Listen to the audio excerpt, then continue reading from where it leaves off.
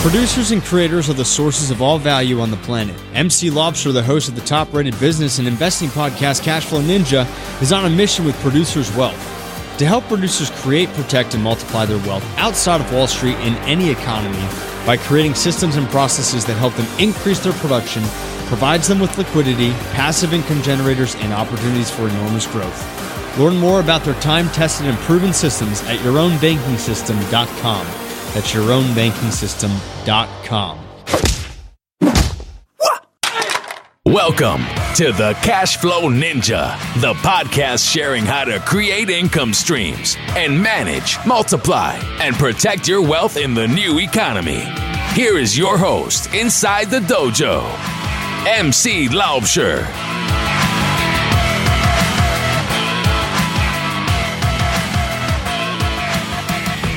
Hello, Cashflow Ninjas. MC Laubscher here, and welcome to another episode of the Cashflow Ninja. I have a great show for you today, and in today's show, we're going to look at the 80-20 principle and concept with relation to sales and marketing, and talk about how to work less and make more money.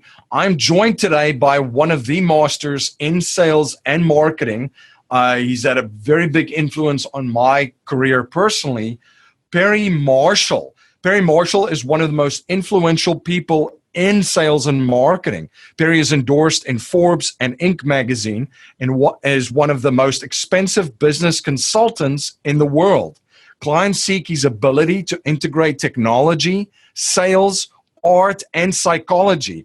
He founded the $5 million Evolution 2.0 prize with judges from Harvard, Oxford, and MIT. The prize aims to solve the biggest mystery in biology. Harvard Business Review featured his 80-20 curve, a productivity tool used by NASA's Jet Propulsion Labs at the California Institute of Technology. 80-20 sales and marketing is mandatory in many growing companies. Marketing maverick Dan Kennedy says, if you don't know who Perry Marshall is, unforgivable. Perry is an honest man in a field rife with charlatans. His Google AdWords book laid the foundations for the $100 billion pay-per-click industry, and techniques he pioneered are standard best practices. Ultimate Guide to Google AdWords is the world's best-selling book on internet advertising. Perry's consulted in over 300 industries and served as an expert witness for marketing and Google AdWords litigation. Perry has a degree in electrical engineering and lives in Chicago. Are you an investor looking for passive cash flow but don't have the time to explore your options? Discover real estate. It's the best option for passive income that savvy investors have been turning to for years to generate income and build wealth. But the reality is real estate investing takes expertise, market knowledge, and time. So what do you do if you don't have the time or market knowledge? Discover how many business investors have found a way to generate cash flow from real estate investing. Their secret? They partner with proven private real estate investment funds. Four Peaks Capital Partners have created a system that allows accredited investors the opportunity to invest in undervalued assets to generate passive income and capital gains. Invest with the cash flow experts and sit back while Four Peaks does all the work. Call Four Peaks Capital Partners at 877-5-INCOME. That's 877-5-INCOME, or go to privateincomeinvesting.com. An offer to buy or sell securities is only made by a private placement memorandum. Prospective investors must read the PPM in its entirety before making an investment decision. Barry, welcome to the show. Thank you. It's great to be here, and we're going to go down some interesting rabbit trails today. So I'm looking forward to riffing with you about leverage and real estate and everything. Yes. Same here. I've been a very big fan. And as I mentioned, love one of the quotes that you have on sales and in marketing, how no one ever walked into a hardware store to buy a drill because they wanted a drill. They wanted a hole. So yes, I've applied that thinking and strategy in all of my marketing and my sales. Well, and therefore you should advertise information about making holes, not about drills, which really moves you to a whole different level of conversation with anything. I mean, that little, nobody wanted a drill, they wanted a hole. That really kind of is the essence of thinking about marketing at a higher level. And, you know, when I first encountered that idea, and in fact, I didn't coin that phrase. I stole it from somebody else, but I seem to have gotten a little bit famous for it. But when I was wrapping my head around that, you know, maybe 20 years ago, that really was kind of a radical idea, I think, for a lot of people. And really, you know, if you're going to be a good marketer, you have to be able to look at things at kind of an abstract level like that. You have to stand back and kind of ask yourself questions that are really are riddles, and you also have to be able to think backwards. You know, and what I mean by that is when you're trying to sell anything, you have all your reasons for why you're selling it, and you have all the reasons why you think it's better, and very often you may have gone far, far, far deeper into whatever it is than any of your customers ever will, and you understand it way better, but you still have to twist your head around 180 degrees. It's like, okay, I'm not on my mobile phone, I'm in their mobile phone, I'm not sitting in front of their computer, I'm sitting in front of theirs. And I don't have my problems, I have their problems. And, you know, like I was thinking about children's TV commercials this morning when I was getting a drink of water. And I think it was because of something I saw in my refrigerator that's marketed at children. And I thought, well, you know, if you're advertising a kid's game or toy on TV, it's not the game or toy that's going to be the most fun to play with that succeeds on TV. It's going to be the one that comes across best in a 30-second TV commercial. And that's kind of the bane of marketing right there, is that it's not the things that are the best that get sold. It's the things that communicate the best or make the best first impression or are the most memorable, right? And I think actually a lot of the challenge that we have is that, well, you have to work with that. There's no way around it. You have no choice. You have to deal with it. But at the same time, you can't really just capitulate to the lowest common denominator. You always need to be kind of going a level above the rank and file, because that's how you do things that are enduring. And I have much more interest in businesses that last 10 or 50 years or even 100 years than I am these, you know, kind of flash in the pan success stories where they make a really great story and then whatever happened to that company, you know, like the one hit wonder, like I believe, if I'm not mistaken, if you remember the song My Sharona by the Knack, it was like the #1 song of 1979. Yep. And, you know, those guys just completely disappeared. Like, nobody's ever heard a thing about them. Does anybody even know who they were? I probably not. But, you know, that was the same year that U2 put out their first album, right?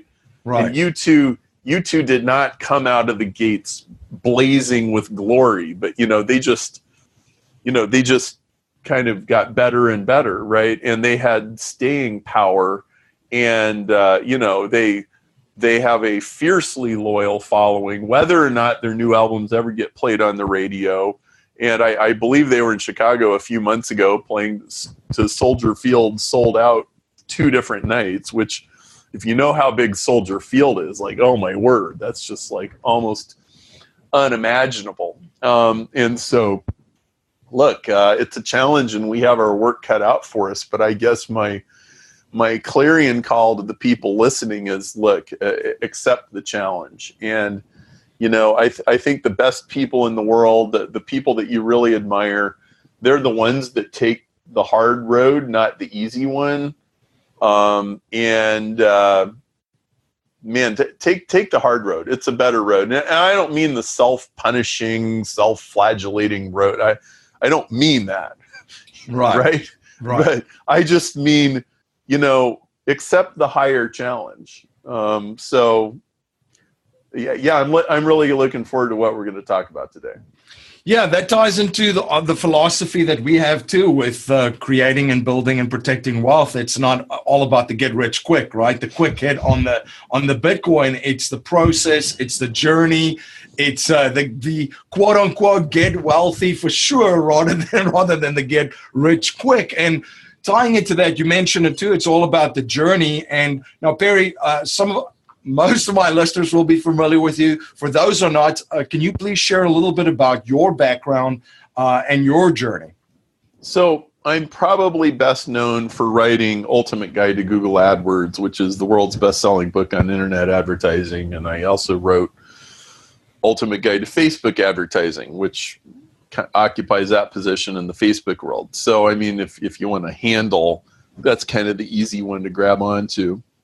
But, going a little deeper, I am the engineer whose friend talked me into signing up into Amway when I was 21. Okay. Yeah. And that was like 5 or 6 years of basically pink Kool-Aid and nothing to show for it. Okay. But when I was when my wife was pregnant with our first child, I was working as an engineer and I got laid off. I knew how to put on a suit and a tie and shake hands and tell a story and ask people questions and give a presentation, So they had cleaned me up a fair bit from when I was just an engineer. And it kind of took me a long time to learn that I was really my whole career was really going to be about having my one foot in both worlds, not really one or the other. And what that meant was that when I took that first sales job with my wife pregnant and, struggling, I mean, I'm 26 years old and boy, usually when you're 26, like you've got all this energy and you've got all this optimism, you got all this idealism, but honestly, you don't even know what you don't know. I had a lot of overconfidence in some areas. And that ended up being just 2 years of bologna sandwiches and ramen soup and, spiraling credit card debt. And we really didn't want my wife to have to go get a job. We felt very like I really want her home with the kids. I think that's really important for her to just spend that time with them. But man, that extracted a price, man, because I was not doing very well. And so, I don't think she probably didn't buy any clothes for like 5 years, and we're just struggling with this. And I'm making cold calls every day. I'm going to work and I'm opening the manufacturer's directory and I'm trying to go see purchasing agents and engineers and I'm selling industrial equipment. And, my boss thinks I'm too much of an engineer. Like, Perry, why don't you just sell something? Why do you keep trying to solve everybody's problems? Like, just go get a purchase order. Okay.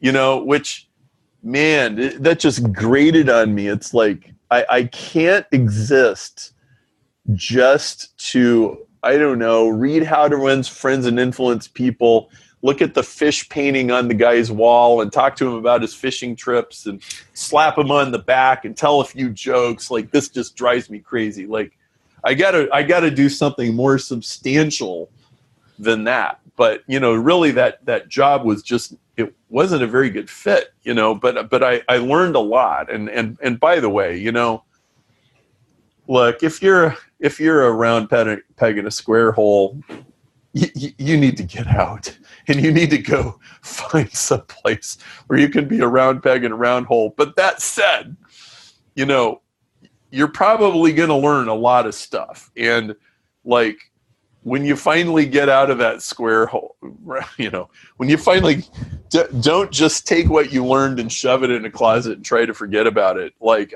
I have to say, one of the things I'm thankful for was I took everything with me. Every time I went through these grinding it out experiences, I learned everything I possibly could. And I tucked it away. It's like, well, this is going to come in handy somewhere. This is going in my tool belt. This is going in my repertoire. And so, I remember I show up at work one day. It's in November. It's getting cold outside, and I walk in the door. And you ever had just this feeling like the moment you walked into a room, you knew something was wrong? Yeah.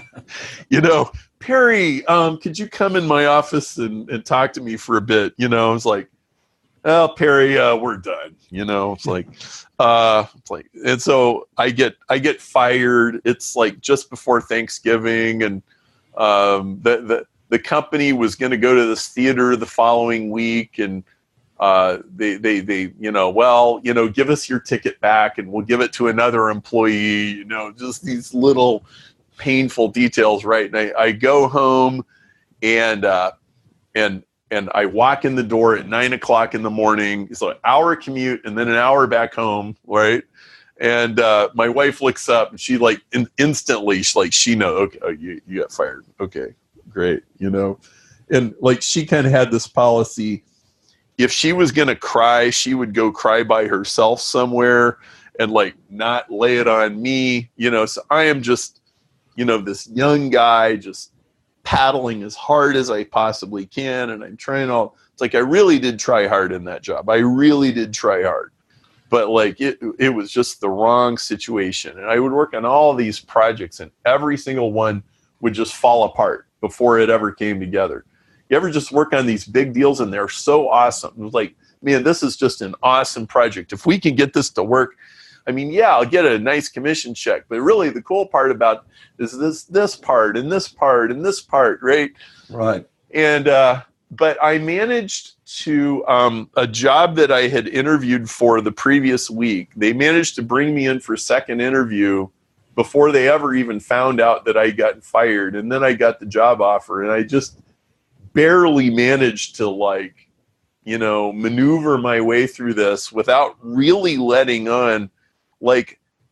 I managed to focus on all the stuff I had learned rather than all the stuff I had accomplished, which was almost nothing, and they thought it sounded good. And in this job interview, this guy says to me, he goes, okay, so Perry, what if we didn't really have the budget to fly you all over the country to talk to all these people?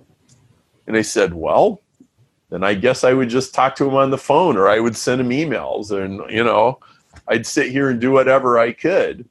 Now, I kind of liked that question, because what the question was suggesting was that I didn't have to chisel my way into companies to go get an appointment to go see them. It was like in my previous job, my job was to go get appointments with people who didn't want to see me. And with the new job, it was like, as long as anybody's willing to talk to you, then just talk to them. If it's on the phone, fine. If it's just trading some emails, fine. And this was in 97, by the way.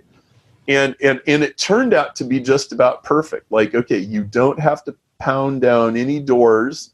Furthermore, you've got the whole country. So even if finding customers across the United States is needles in haystacks, there's a big haystack, okay? And you don't need very many needles. And this actually started working. And they had a website, and engineers at the time were using the web sooner than most people. And an awful lot of engineers were researching their purchases before they would buy anything. And so this was actually working, and we started generating leads, and we were doing an early version of what we now all understand to be internet marketing, lead generation, content-based marketing, marketing by problem solving rather than marketing by talking about your fishing pole hanging on the wall. You know what I'm saying? Right. You're like, okay, I actually know something about this, and you have a hard time finding people who know something about this, so let's talk. And that was the whole basis of of doing business. And like maybe a month later, I got the biggest commission check I ever got. And like, it was like, oh my goodness, like for the first time in probably a year or two, we actually made enough money to pay our bills. And it was this feeling, okay, you know that feeling when you almost have a car accident? Yeah. And you feel like this adrenaline just pumping through your body, and it has kind of the sickening, like your heart is pounding and panic, and like you just want to make the feeling go away as fast as you can. Like, oh my word, that was such a close call, right?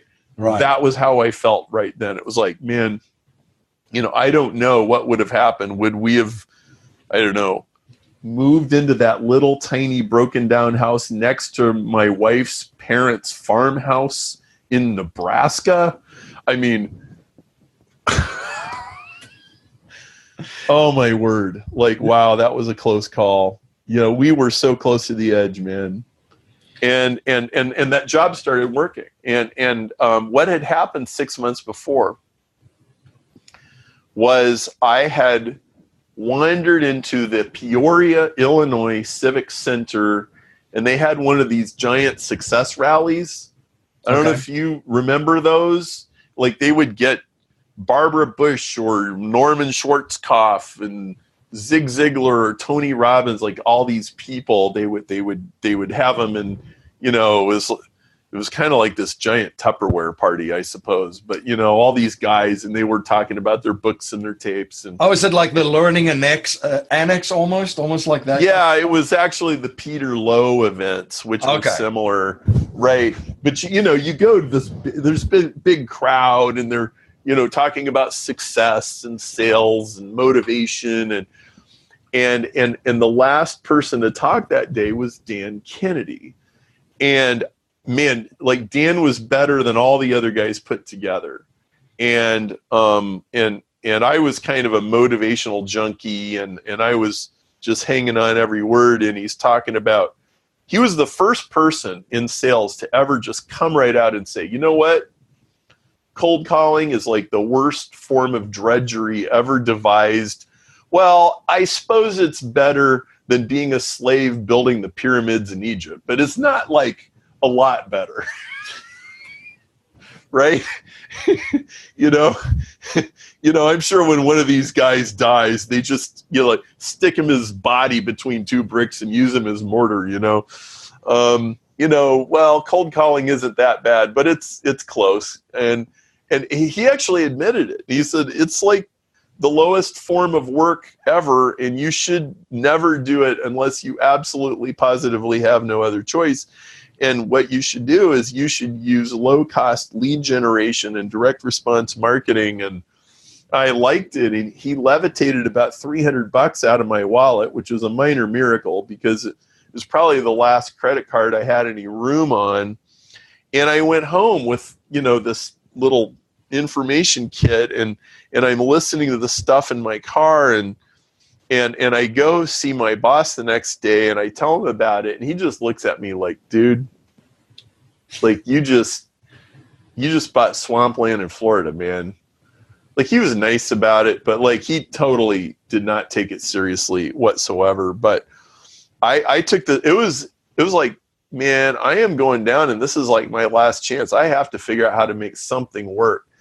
So I'm reading these manuals, and I'm reading these ads, and I'm learning about copywriting, and this is just opening up this whole world to me.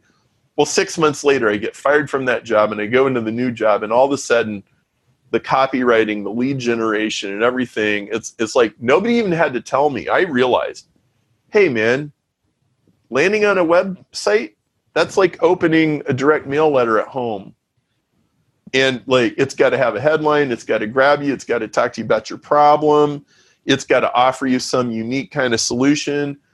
It's got to have some credibility. So if there's some problem-solving tool that you can give them. So I'm getting this, right? And we're putting this out. Well, so this new little company that I worked at, I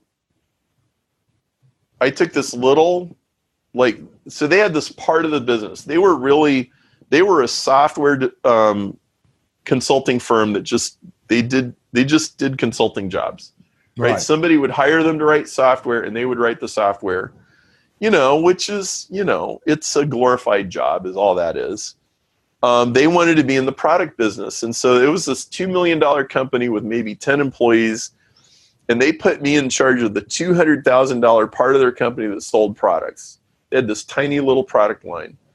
It's like, okay, Perry, we can't put you on a plane and we don't have a lot of budget, but, we can give you a contact database and we can give you a phone and we can give you a computer and an email. So like, have at it. And so I just, and every day I would get a few inquiries from our website. And like, this guy wants to understand how to do this and how to solve this problem. And I would help him, and we would get a purchase order. And like, oh my word. And it was like the best form of therapy. Like, wow. Again, that adrenaline panic feeling, like, wow, we just averted a disaster. And then, not only that, I don't have to cold call these people. I can reply to the emails, and I can kind of gently work the sales process with these people. And then they would ask me a question. They would go, hey, like, do you ever get to Cleveland? And I go, probably every now and then. You want me to let you know if I'm in town? They're like, yeah, I would love to have you stop in. Well, this is a first. Like, this is never happening at my old job, right? Right. And look, this is how sales and marketing ought to be. Okay? Right. If you're doing it correctly, that's kind of how it will manifest itself. Well, fast forward 4 years after I took that job, we built that $200,000 product business to be a $4 million business. We got rid of all the software consulting. We completely turned the corner with that. We raised some angel money and we developed a chip. A company came along, they wanted that chip. They bought us for $18 million. And they offered me a job, but it wasn't a particularly good job offer. And I could tell they didn't really understand what I had been doing. Furthermore, okay, if you've ever sold a company, or if you've ever been involved in a company that was being sold, one thing that happens is all the employees start posturing to the people that are buying the company, okay? And they, like, ordinarily, they don't really know what's going on. They don't, like, they have such a superficial idea of what really is happening. And so I just kind of refused to play this politicking and like brown nosing and butt kissing and everything. And so they kind of gave me this mediocre job offer, and I knew they had no appreciation for the contribution that I had made. But it was right after 9/11. Okay, so like immediately, like, do you remember, like, I don't know about where you were working or what you were doing, but where I was working, immediately after 9/11, everything just stopped. Yeah. Like, nobody's buying anything. Okay, I remember going to a trade show like a week after 9/11, and they didn't cancel the trade show. Maybe they should have, but like, so all these people are showing up, but they're just walking around in a daze. And I'm not sure anybody's even listening to anything, right? And no business is being done. And we're just in this silent, dark, no man's land of post 9/11. And this new company is offering me a job. My company has gotten sold. 9/11 managed to not mess up the sale of the company even. And I had an online mastermind group, which was the closest thing I had like to a group of advisors. It was all I could manage to cobble together at the time, okay? I didn't really belong to a community, really, but I had that. And I asked these people, I said, they're offering me a job. What should I do? And this guy says to me, he says, I've done this 3 times. I've been through this. He goes, take the money and run.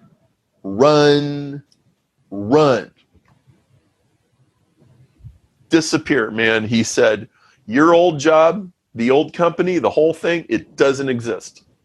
Right. The minute they wrote the check and did the stock transfers, he goes, that company is over.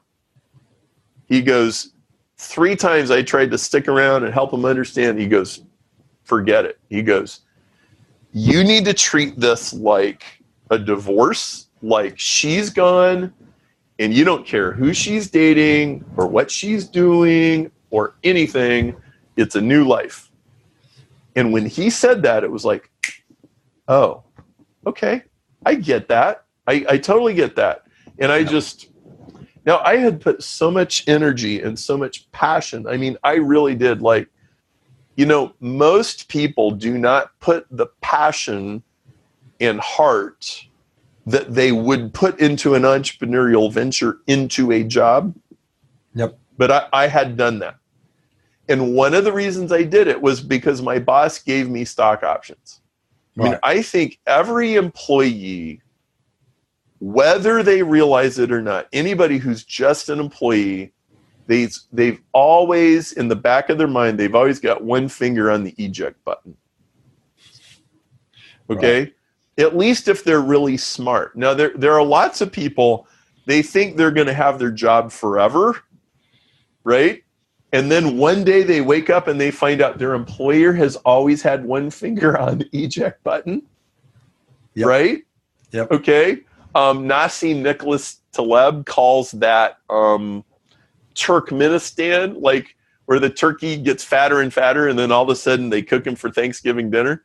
Yep. Right?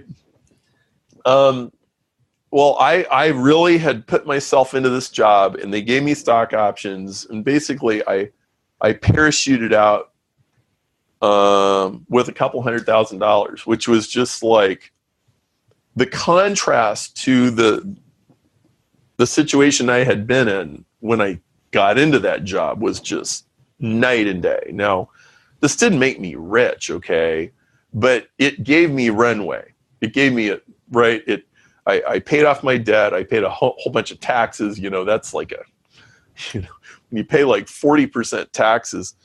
But anyway, it was like a new lease in life. So I started the company that I have now, and that was in 2001. And so wow, it's been quite the journey. So here we are. And look, I just want to encourage people. You're living the story you will someday tell. And that is how I always looked at everything I was going through. I mean, okay, so, the very near disaster of having to probably just sell the house and move to Nebraska and start all over again. And you borrow money from your father-in-law so that you can restructure a loan and mortgage your house. And like we did all that. Right. And then, growing this company. Okay. This whole 4 years I worked there. I mean, it was a fascinating job and it had a lot of challenges and they gave me a lot of leeway. And what we were doing was kind of fun, but man, it was stressful. Look, anytime you're going to take a company and you're going to transform it from like a services company to a product company, and you're going to somehow make it around that bend without blowing the thing up or going bankrupt, they were sweating payroll probably most weeks and most months. And there was always some kind of crisis going on. And our competitors are way bigger than we are. And, and there was always something. Yeah. Okay. And it was just stress and everything. It was problems for breakfast every day. Yeah. Okay. But I would tell myself, I go, okay, well, this is a crazy story. Like wait till I'm telling this story to somebody, right? Yep. Podcasts didn't exist back then, but like, wait till I'm on a podcast telling this crazy story, right? What's this going to sound like? Like, oh my word, like you're like Indiana Jones, leaping from one crocodile to another as they, they're chomping at. Yeah, no, and I appreciate it. That is absolute solid gold already. Right there, you're living the story that you're going to tell one day. So things have changed quite a bit since you started that company. There's a lot of the attention spans have gotten shorter. I joke and say, we have the collective attention span of a gnat these days. You're listening to Perry Marshall on the Cashflow Ninja podcast. We'll be right back after a word from our sponsors. Life settlement investments have allowed financial and banking institutions to not only buy their equity contractually, but also diversify their capital from any economic, market, and geopolitical risk. It's been part of the billion-dollar blueprint followed by institutional investors. And if you're an accredited investor, you can also now participate in this vehicle with enormous growth potential. You can watch an informational webinar presented by one of the premier organizations providing life settlement investments, Penumbra Solutions, at cashflowninja.com/life settlements. My friend Dave Zook from The Real Asset Investor says you can be conventional or you can be wealthy. Pick one. The Real Asset Investor team creates value for investors looking for high yield returns from multifamily apartments, ATM machines, and self-storage investments. Their syndications offer attractive investment opportunities that produce strong cash flow, equity growth, huge tax incentives. They are truly passive and managed by a world-class team. To learn more about the exciting investment opportunities the Real Asset Investor offers, such as their multifamily, ATM, and self-storage syndications, please visit cashflowninja.com/real asset investor. You're listening to Perry Marshall on the Cashflow Ninja podcast, and now back to our interview. So what are some of this, what's working right now as far as from the marketing side, Perry, before we jump into the 80-20, which I think is so powerful? What are some of the strategies that you see and that's working right now in standing out and still gaining attention and doing it in such a way that holds the attention spans of people out there and your ideal client or customer? So, as soon as everybody figured out what the rules were, the rules suddenly changed. So what do I mean by that? Well, it's kind of funny. When I went to that Peoria, Illinois rah-rah rally and Dan Kennedy was speaking, what I couldn't have known at the time was that the dark ages of advertising were about to come to an end. Okay, so a little history here. So in 1918, a guy named Claude Hopkins wrote the book Scientific Advertising, and he pretty much defined direct marketing as a scientific endeavor. And like, I'm very serious about that, right? Like, you're gonna run marketing like a series of science experiments, and you're gonna do A/B tests, and you're gonna track all the numbers. And and there's a very funny thing that Claude Hopkins says at the end of his book, and he basically says, "Well, I guess we figured it all out. Like, I'm not sure what else there is for us to do besides just run our experiments." And in a way, he was kind of right. Okay, but there's something that he could not have possibly foreseen, and it was television. Okay, and it was the fact that given the technology that of the time and what was going to happen for like literally the next 50 years, that nobody was going to be really all that interested in tracking advertising, except for this little renegade band of people called direct marketers. But mostly advertising was just going to turn to this giant con job, like literally for the next 50 years. Okay. And that Claude Hopkins would just kind of have to wait, many decades before anybody took him seriously. But when the internet came along, suddenly the technology was ready for Claude Hopkins. Okay. And so this is what happened. And so I climbed on board, let's say about 2 or 3 years before this just took off like a rocket. Okay. Maybe even you could say 5 years. Like, I would define the golden age of direct marketing started in 2002. And it started when Google started AdWords. Because suddenly, basically, this brought the internet out of the Wild West and into some level of civilization.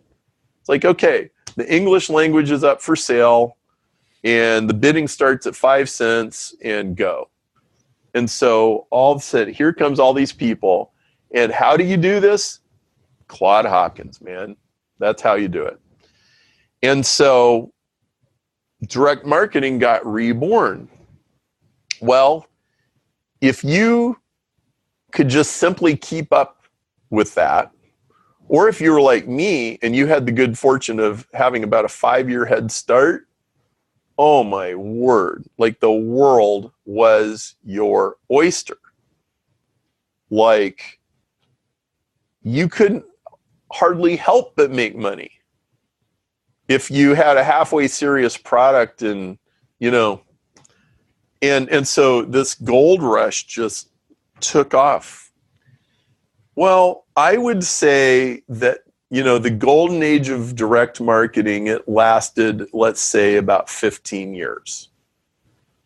But here's where we're at now. Now, let's acknowledge there's a lot of people, they think they understand this stuff and they really don't. Okay. There's all kinds of charlatans and pretenders and wannabes and, for sure. Okay. But, the best people in the crowd, they really do know what they're doing. And if you go to any decent marketing seminar, you're going to find all kinds of people. They know how to write headlines. They know how to do Google advertising. They know how to do Facebook advertising, and they know they have some idea what a unique selling proposition is, and like they have all these basics under their belt. And the consequence is that just knowing how to do that stuff, it's probably kind of like being a doctor, okay? Like, a doctor will always have a job, okay? There's always going to be patients, but doctors are not in control of their own destiny anymore. I mean, maybe they were in the 1970s or the 1980s, but they're sure not now, right? They're like working for insurance companies, okay?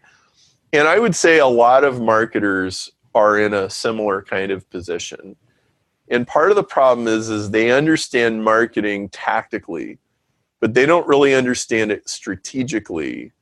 And they don't really understand business at a strategic level.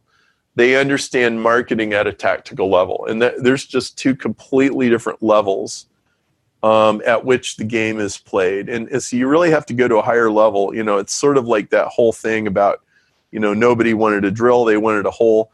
You have to kind of take that sort of idea, and then you have to move it to a totally 100,000 foot level. And it's really about what kind of business are you going to really build?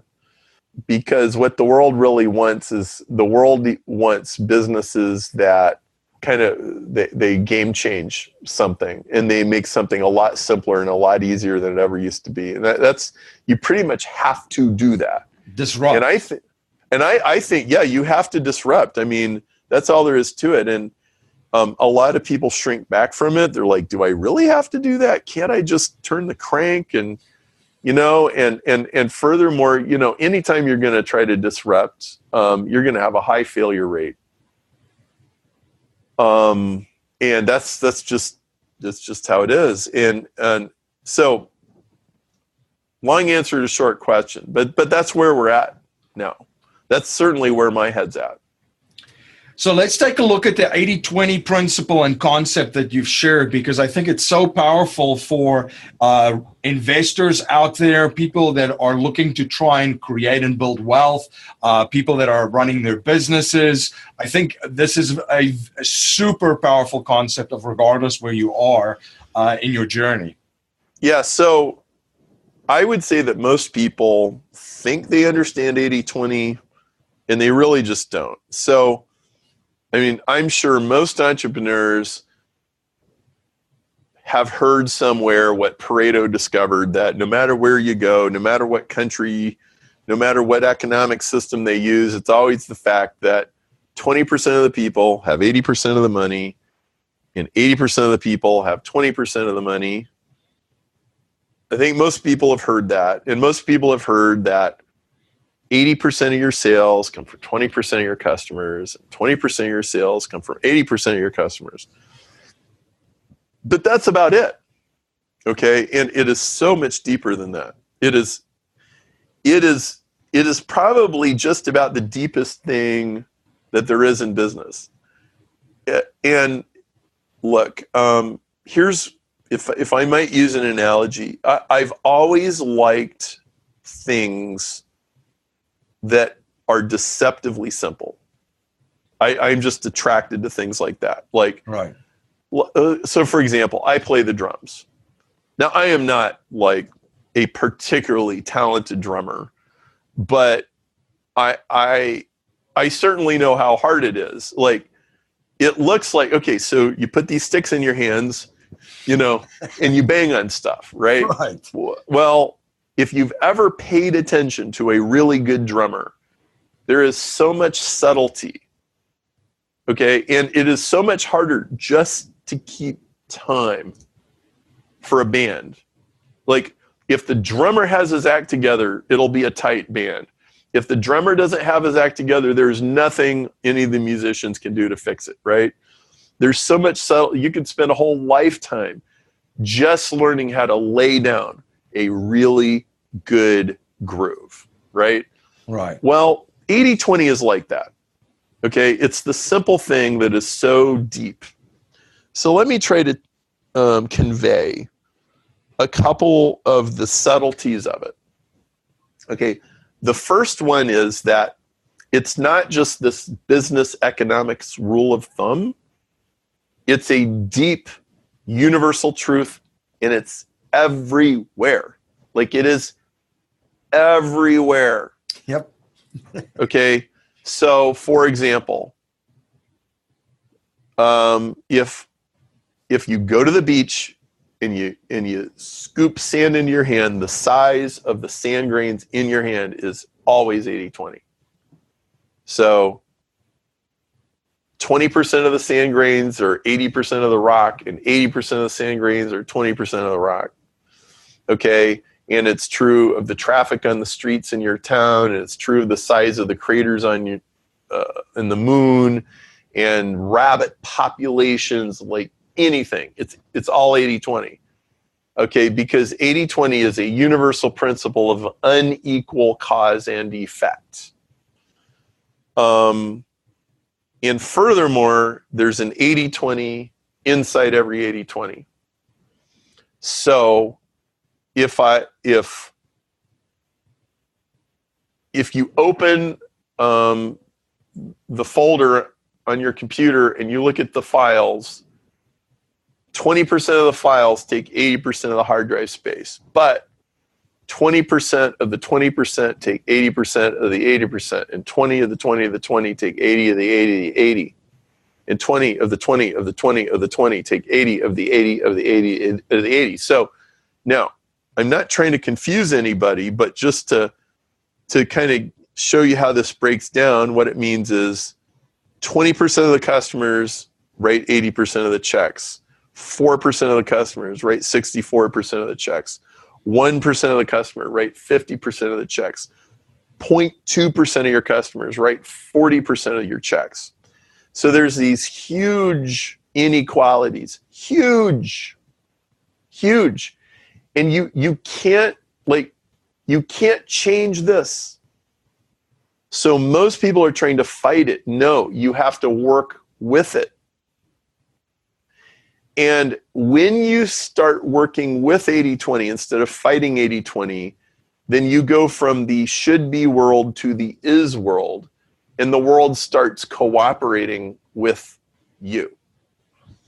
Okay, so if you hire 10 salespeople, I don't care where you find them. I don't care how you hire them. I don't care what you do. Here's what's going to happen. You hire 10 salespeople. 2 of them will outsell the other 8.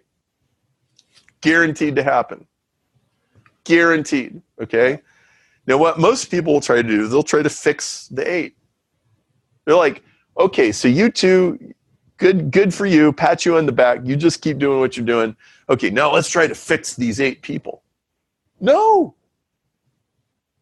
Like, even probably the whole setup of how even they got hired is flawed. Because you hired them, they're like, well, you get a 401k and you get benefits and, and you get this and you get that. And after 5 years, you get this. And after 20 years, you get a gold watch. Like, you hire salespeople, you have no business having any kind of conversation like that until they've actually proven that they can do this, right? Right. Like, what you should do is you should hire them. You say, okay, so here's how this works.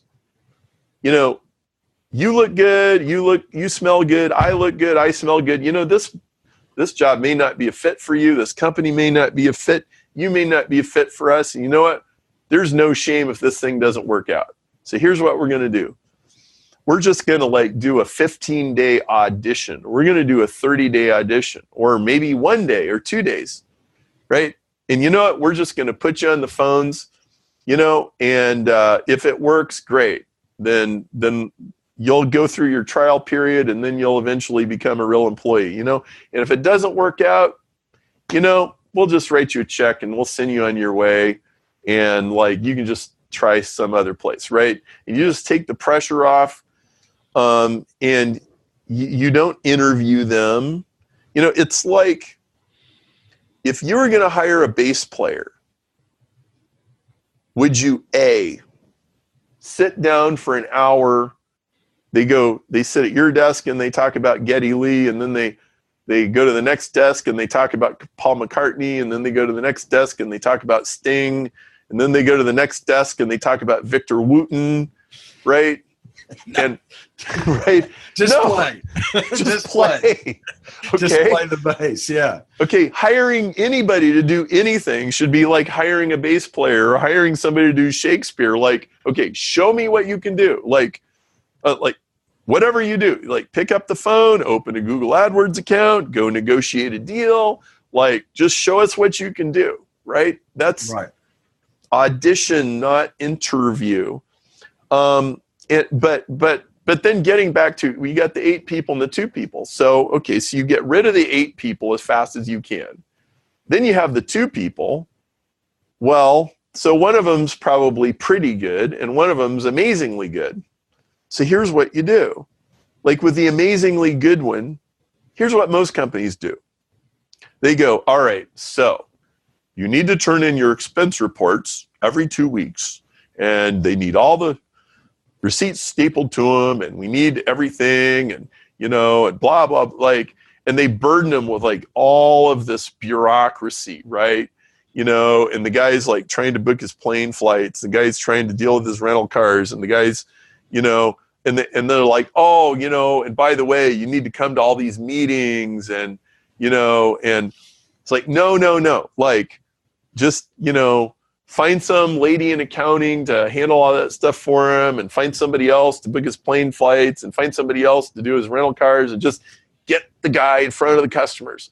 Just put him out there, right? And and then the next thing that's going to happen is the guy's going to blow sales records out of the ceiling, and then 8 months later, he's making more money than the CEO, and then the CEO is angry, and then they start cutting his commissions and cutting his territory because nobody gets to make more money than the CEO.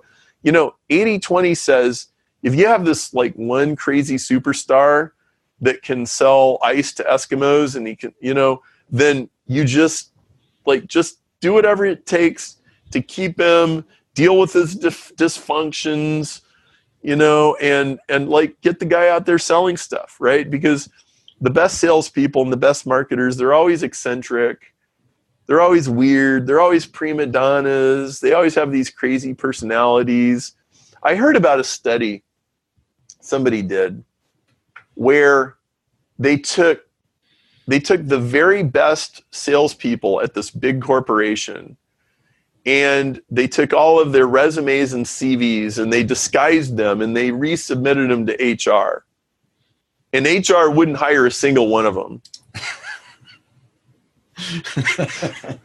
No, that does not surprise, and it ties into the value of your time as well, because that's how you, as you mentioned, increase production, make more money by focusing on that 20 instead of the 80 that's not getting all the results. So, I mean, we can apply that to every area within our business, within our investments.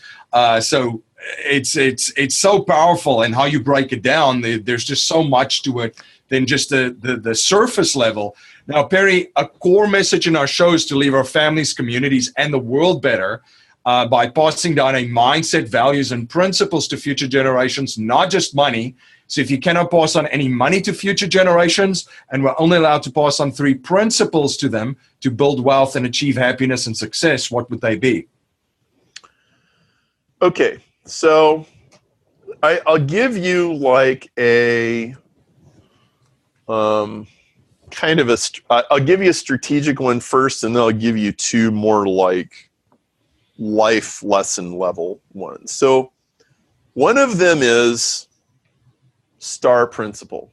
Okay, STAR principle is what happens when you apply 80-20 to what business should I be in, what product should I sell in the first place, what job should I take, what consulting gig should I go after, okay? And the answer to all those questions, like you could be 23 years old, graduating from college, this applies to you, okay? You could be coming off of a success story, and what should my next company that I start be? It still applies. It could be buying an apartment complex or real estate. STAR principle applies all of the above, and here's what it is. In any business, you want to be number 1 in a market growing 10% or more. You don't want to be number 2. You don't want to be number 3. You don't want to be number 4. You want to be number 1. And you only want to be in growing markets. You don't want to be in flat markets. You don't want to be in shrinking markets. Okay, and if you're in a growing market but you're not number 1, then you need to find a part of the market that nobody's addressing and make yourself number 1 of a sub-niche.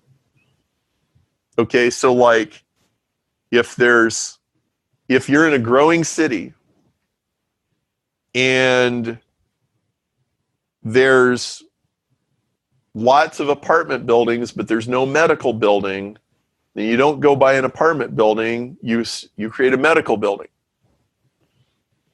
And you be the number 1 medical building in town. Okay? Now, I don't have time to go any further than that. There's a book by Richard Koch called STAR Principle that goes very deep. And this is what I just told you, by the way. This is one of the most powerful things ever. And ignore it at your peril. Okay? Now, I'll give you 2 other things. You should read something written before Gutenberg every day. All right? So you're saying like, give me something to pass on to my kids. It's not money. Right. Okay. So we live in this social media saturated world where I can get on Twitter or Instagram, and in 10 seconds, I can say, I had sushi for lunch today. Okay? All right. All right. So I want you to contrast something. I want you to contrast to a world where there's no printing press, there's no computers. Everything that's important has to get hand copied by scribes. Okay? So nobody's going to hand copy, I had sushi for lunch today. Right? Right. Okay? And furthermore, all these scrolls that get hand copied laboriously by these scribes, every 10 or 50 or 100 years, somebody's going to come and they're going to sack Rome, or they're going to burn the Library of Alexandria, or they're going to drag the Jews into captivity, or, Greece is going to come tumbling down. Okay, so that being the case, if it's 2,300 years old and we still have it, it's really, really good. Okay? You should read something written before Gutenberg every day. And what it will do is, first off, it's like a total litmus test for what's important in life and what's not. Okay? Because all that literature deals with the core human issues. Wives and families and mistresses and disagreements and politics and governments and disputes and relatives and kids and, death and money and disease and pain and suffering and poetry, okay? And this is so different from the 20th century RPM, okay? Yeah. I'm telling you, if you can get to pre-Gutenberg RPM, if you can start your day that way, it's going to feel really weird to your brain. It's going to feel really uncomfortable. But if you can get yourself in that space every day, you will see things that nobody else around you is seeing. You will have an inherent advantage in every situation you walk into, because you will have depth. I mean, if there's any problem we have in the 21st century, it's a mile wide and an inch deep. Everybody's just so shallow, okay? And in fact, what you see now, there's this phenomenon that's starting to happen. And a recent label that's kind of got stuck on it is the intellectual dark web. And it's people like Joe Rogan and Jordan Peterson and a bunch of different podcasters and YouTubers, and it's 3-hour interviews with people that really, really know something, and there's this percentage of people out there, they're so tired of the surface level that when they find some other people that they can intellectually, spar with and engage with, like, they'll just listen to it for hours. I'm seeing this with my kids. I'm seeing this with my friends. And like, they're almost not even paying any attention to the main media outlets anymore. They're just, right. Okay. So, but I would say that this is a reflection of, I'm giving you a different version of kind of the same thing. Okay. It's depth, right? It's real, like wrestling with the real smart guys, not the talking heads. Right. And the other thing is really engage on a spiritual level. And, we live in this very materialistic culture, and like, I'm not against the material things that we have. I mean, I'm fine with all that, but like, look, there's more to life than like download speed. You know what I'm saying? And if you go to perrymarshall.com/spirituality, you can sign up for an email series, and I'll take you down my rabbit hole. But like, I see a lot of spiritual hunger out there. I see a lot of people going, man, there's got to be more to life than just hustling, and so those would be my 3 things. Thank you so much for sharing them, Perry. Perry, this has been phenomenal. Thank you so much for coming on the show and sharing your journey and your knowledge and providing so much value for my listeners. It's been a fantastic experience. Where can my listeners follow you? Where can they reach out to you? Where can they learn more and stay informed of all of the projects that you're involved with? If you go to perrymarshall.com, you'll find links to the social medias and stuff. I would encourage you, check out my book, 80/20 Sales and Marketing, and I've got an email course called the 30-Day Street MBA. And I think it'll really help you. Sign up on my email list. You will find much more depth than what you normally get in most people's emails. I've got people that have now they've been reading my emails every day for 15 years.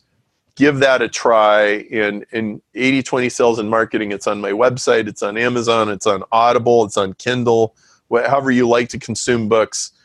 And hey, MC, it's been great having you and being a guest on your show. And I hope I gave some people something that will stick with them for a long time. Absolutely. Thank you so much again. Are you having a hard time finding great investment properties? Unfortunately, the best deals are rarely found locally. Successful investing begins with the right properties in the right markets. Norada Real Estate provides everything you need to invest in the best deals across the United States. Our simple, proven system will help you create real wealth and passive monthly cash flow. Learn how to find the best deals by downloading your free copy of The Ultimate Guide to Passive Real Estate Investing at noradarealestate.com. That's NORADA realestate.com. Thank you for joining me again on the Cashflow Ninja. Thank you for all your support. You rock. If you like what you hear and appreciate what we're trying to build here at the Cashflow Ninja, please subscribe, rate, and review our show on iTunes and share our show with family, friends, and your network. If you're not a subscriber to our newsletter, you can sign up for our newsletter at cashflowninja.com or text Cashflow Ninja to 44222. I'm also posting daily videos on Facebook and YouTube and will live stream weekly starting May 2018. To make sure you don't miss any of the live streams, please like and subscribe to my Facebook and YouTube platforms. I'm also dropping content on Instagram daily. Be sure to follow us on Instagram to get in on the action. I want to thank you for spending your most precious resource with me today, your time. That's our show for today. Until next time, live a life of passion and purpose on your terms.